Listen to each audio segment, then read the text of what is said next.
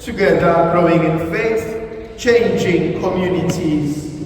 My dear brothers and sisters, I would like us to reflect on the second book of Kings, chapter 4, verses 8 to 16.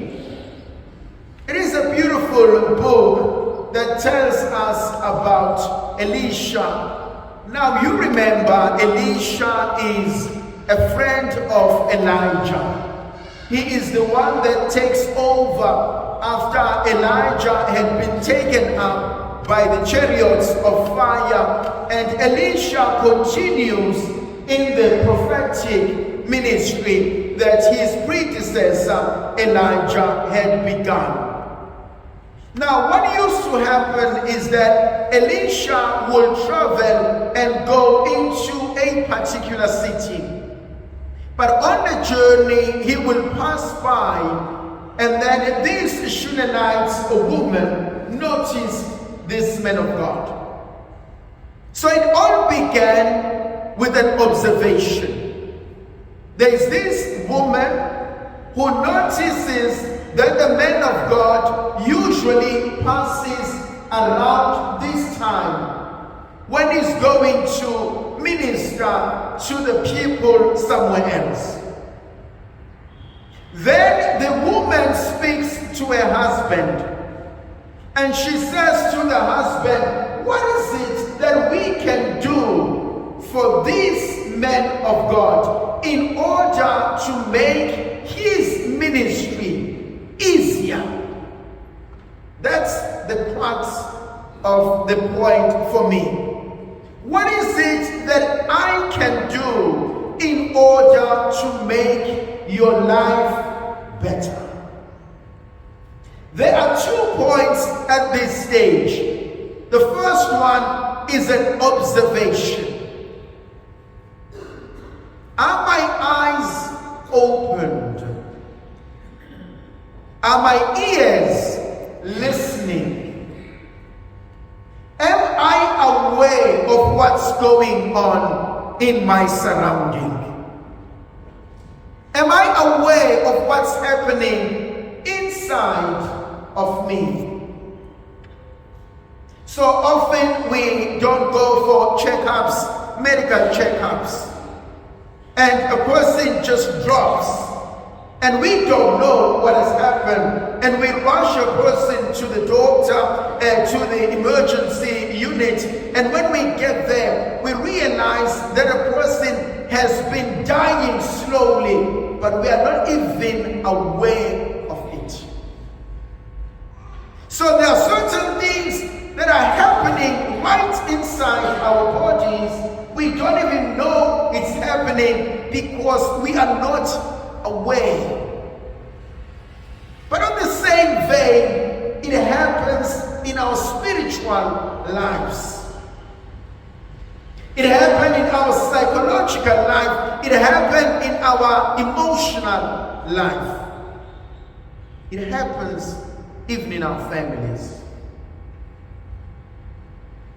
When last did we take time to be present to one another? To actually ask an important question: how's life? How is it going? What are your fears? What is troubling your mind? I've noticed that you are not as bubbly as you used to be. I've noticed that you have withdrawn. I've noticed that you are a bit edgy. I've noticed that you are a little bit sensitive. You cry easily. I've noticed that you don't come home as early as you used to. Is there something you want us to talk about? I've noticed that you enjoy your wine a little bit more than you used to.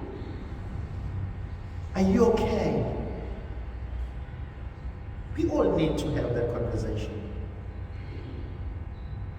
I need to have it with myself.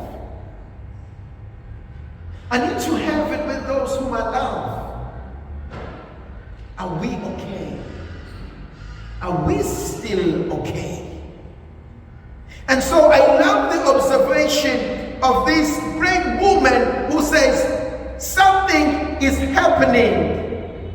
I can take the option of ignoring it and presume it's not there. It's like this big white elephant in the room that nobody wants to notice it's here. Or I can say there's something, let's talk about it. That's the first thing, observation. The second thing for me, let's action it. Let's do something about it. Today in my positive thoughts, I posted out something that I believe in it. Never stop believing in a better tomorrow, I argue. And I say you may not have control over everything that is happening in your life, but you sure have control on how you respond on everything that happens in your life. I cannot control you. I cannot control another human person, but I can control how I respond to you. I can choose to be angry. I can choose to be loving. I can choose to be understanding. I can choose to forgive. I can choose to walk away.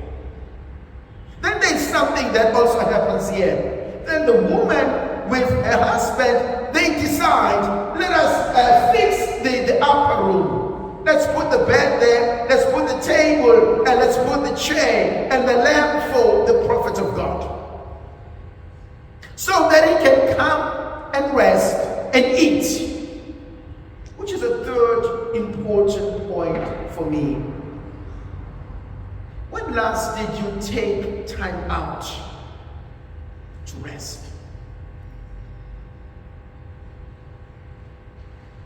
Some of us rest from work and create work in our homes. That's not rest. That's just taking time off in order to sort certain personal business and matters in our lives. My dear brothers and sisters, truth be told, I only have this body. You only have that body. And once that body and this body shuts down, there's no engine to put back and to restart it or to kickstart it. So when last did you rest? When last did you take time and say, I just want to hibernate. I just want to regather myself.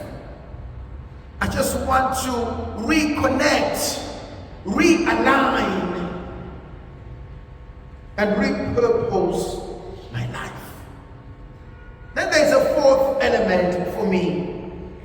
When all these things have been done, Elisha speaks to his servant Gehazi.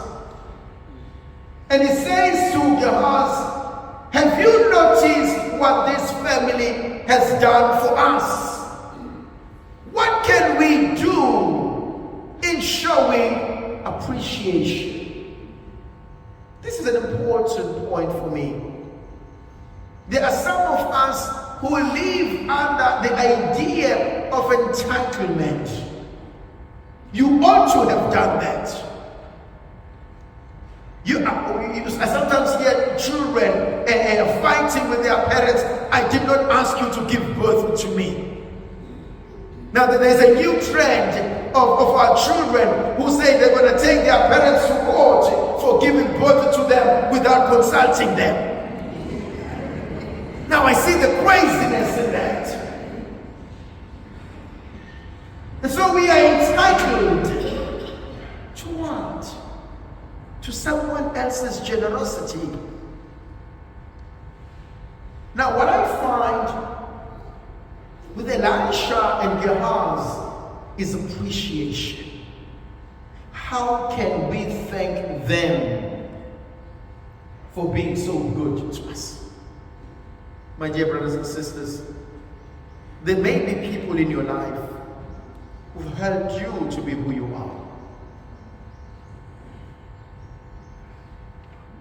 who've contributed in your life, who've groomed you, who've loved you, who've accepted you, who've journeyed with you, who stayed with you when no one else wanted to.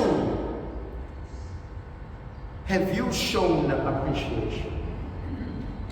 May the Virgin Mother of God continue to be with us, to protect, to bless, and to guide us, the Father, the Son, and the Holy Spirit.